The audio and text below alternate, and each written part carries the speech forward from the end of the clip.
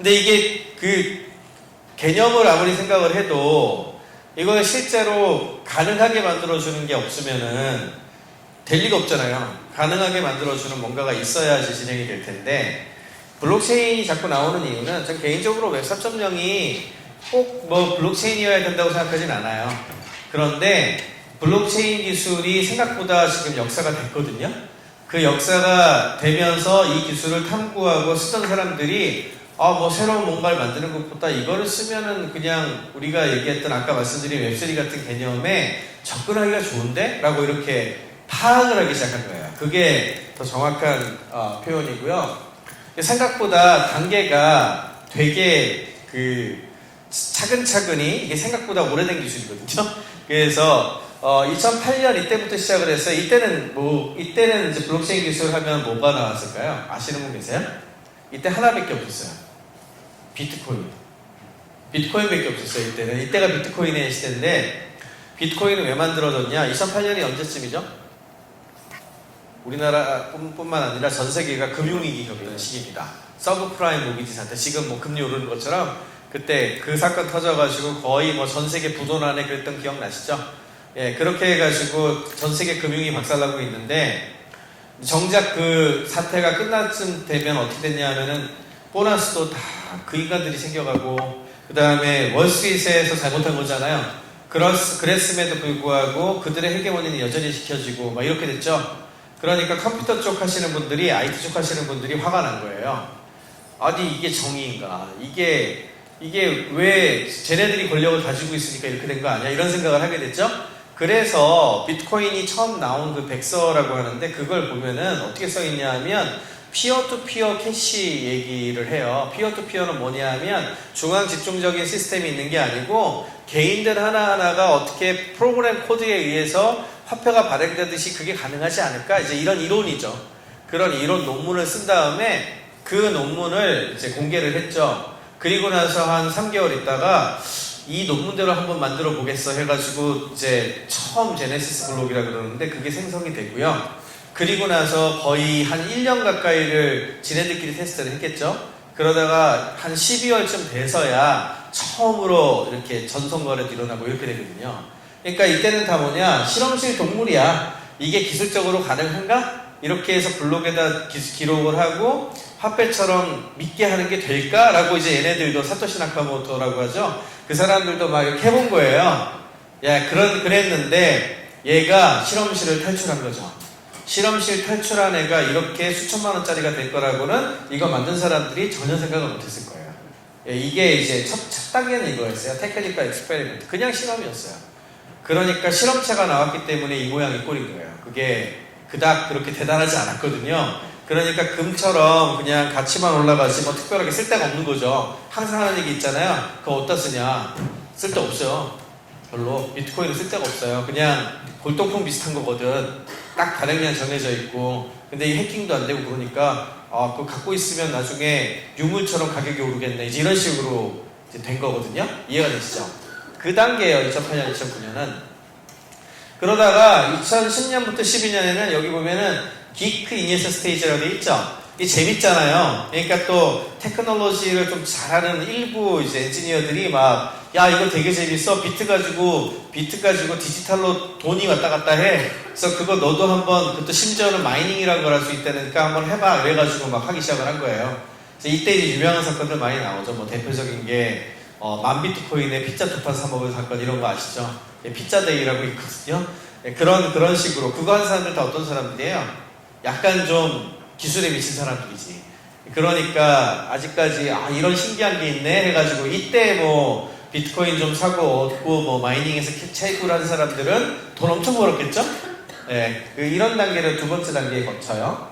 그러다가 이제 세 번째 단계가 2013년부터 15년인데, 이때 뭐가 등장하냐면 드디어 NFT의 시발이라고, 그 NFT가 시작할 수 있는 어떤 그 근거를 마련해준 이더리움이 이때 등장합니다.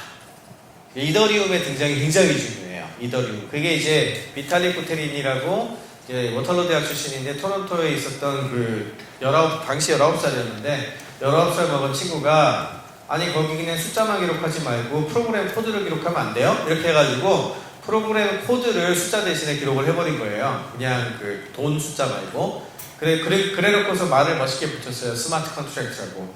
그렇게 붙이니까 거기다가 비전을 지금까지 우리가 컴퓨터가 코드가 이렇게 계약처럼 다 연결이 된다면 전 세계의 모든 컴퓨터가 하나의 컴퓨터처럼 움직일 수도 있을 거고, 그 다음에 우리가 미래에 바라보는 어떤 새로운 컴퓨터의 시대를 열 수도 있을 것이다 라고 하는 그런 비전을 발표를 하거든요.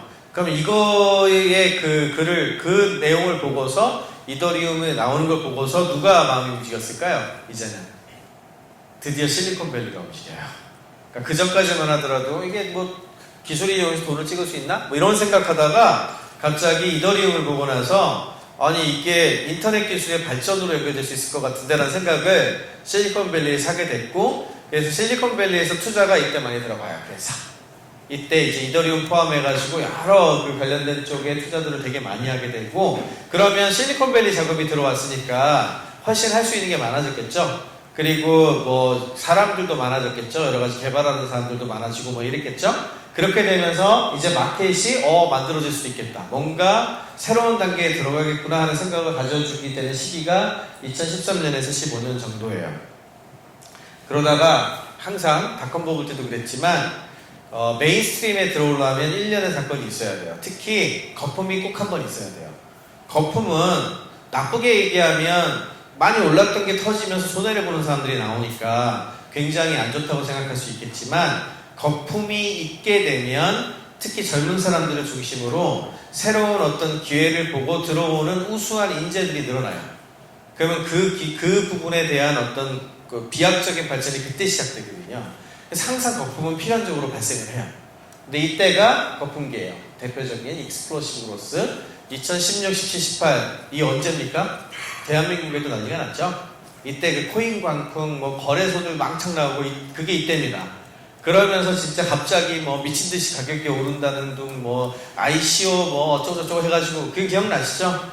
그때 부작용도 무지 많았지만 그때 진짜 이거를 이해를 하고 공부를 하고 여기 들어온 사람 숫자가 폭발적으로 는 거예요.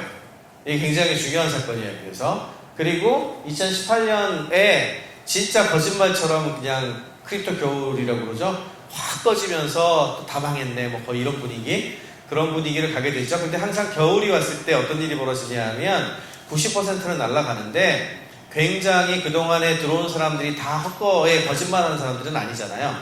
그 중에 진짜 제대로 하는 애들이 있었을 거 아니에요. 그런 애들에 의해서 마켓이 바뀌어요.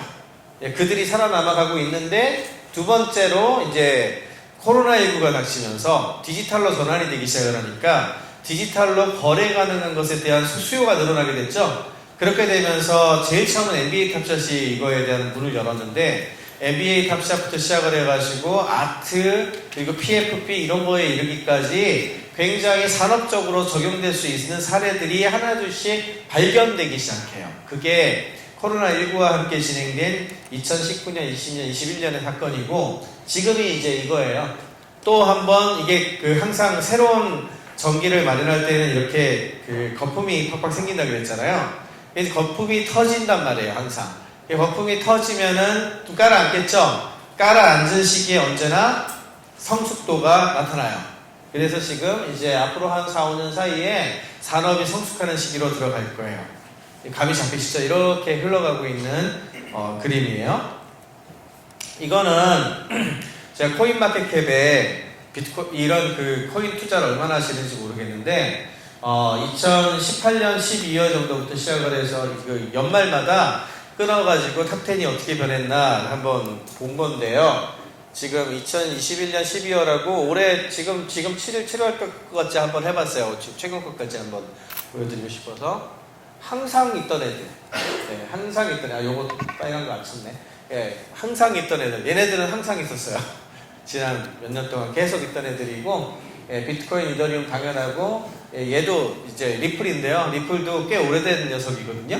꽤 오래된 녀석이고, 다만 얘도 굉장히 큰 자리 차지할 수 있었던 애였는데 소송이 걸려가지고 사실은 예, 이게 이 소송 결과가 앞으로도 중요할 건데 하여튼 뭐 이 자리에 있는 애들이고, 근데 가만히 보시면은 그 다음에 그 밥이에요. 계속 몇 년 동안 바뀐 게 없어. 바뀐 게 없다는 건 뭘 의미하는지 아세요? 그냥 그 딱지에다가 가격 매겨놓은 거지 사실 뭐 특별히 다 된 게 없다는 얘기예요. 그러니까 그닥 몇 년 동안 뭐 만들어 놓은 게 없다는 얘기지. 어디다 쓰는 것이 다 몰라 아직도. 거의 그 수준으로 2020년까지 간 거예요. 예, 이게 언제예요? 코로나19 이제 중간쯤 이죠. 2021년 들어가면 이제 달라지기 시작하는데 일단 카다노라는 애가 등장을 하기 시작해요. 얘가 지금 이 자리 차지하고 있죠. 처음으로 올라와가지고 카다노는 에이다라고 하는 또 프로젝트이기도 한데 약간 프로그램이라든지 이런 걸 잘 적용할 수 있도록 한 좋은 프로젝트예요. 근데 미쳐보세요. 이게 2021년이에요. 없던 애가 갑자기 와장창 등장했죠.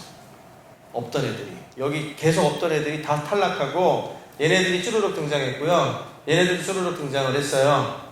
이게 다 뭔지 아세요? 이게 실제로 쓸모가 있는 애들이 올라온 거예요. 드디어. 그러니까 그전에는 그냥 자산처럼 느껴졌다가 쓸모가 있는 애들이 올라왔는데 크게 두 가지로 구분이 돼요.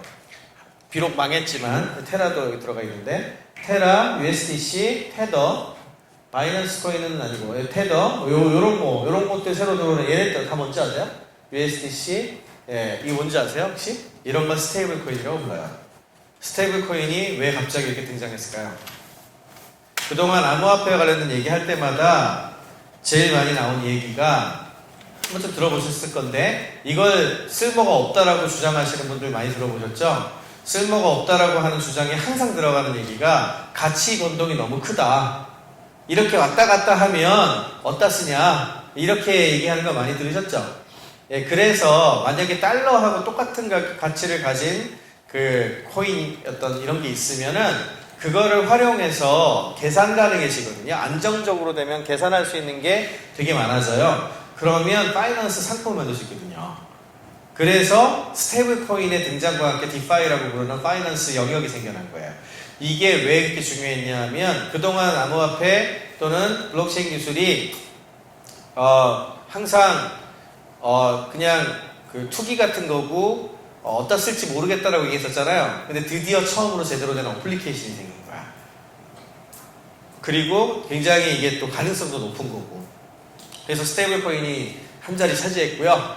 그 다음에 여기 뭐가 보여요? 솔라나. 예, 솔라나가 보이고 BSC, BNB BSC, 솔라나. 이제 얘네들이 뭘로 치고 올라왔는지 아세요? 이게 NFT 마켓플레이스가 치고 올라온 거예요. NFT 관련된 부분들을 처음으로 사실은 솔라나가 제일 먼저 잘 보여줬거든요. 예, 그리고 나서 그런데 이제 마켓은 이더가 더 크잖아요. 그래서 이더가 그거를 이제 오픈시와 함께 이제 키우게 되는 그런 계기가 돼요. 그러니까 이때의 사건은 어떻게 요약을 할 수 있냐면 그동안은 그냥 뭐 미래만 밝게 얘기를 하고 그냥 백서에 뭐 이렇게 떠드는 것만 갖고 몇 년이 진행이 되다가 얘네들이 이제 놀진 않은 거죠. 이때 ICO 같은 거 했었던 애들 중에 꼭 다 놀았던 건 아니죠. 그런 애들 중에 상당수가 뭔가 잘 만든 애들은 이렇게 자리를 잡고 뭔가 가치를 창출하기 시작했다라고 해석을 하시면 돼요.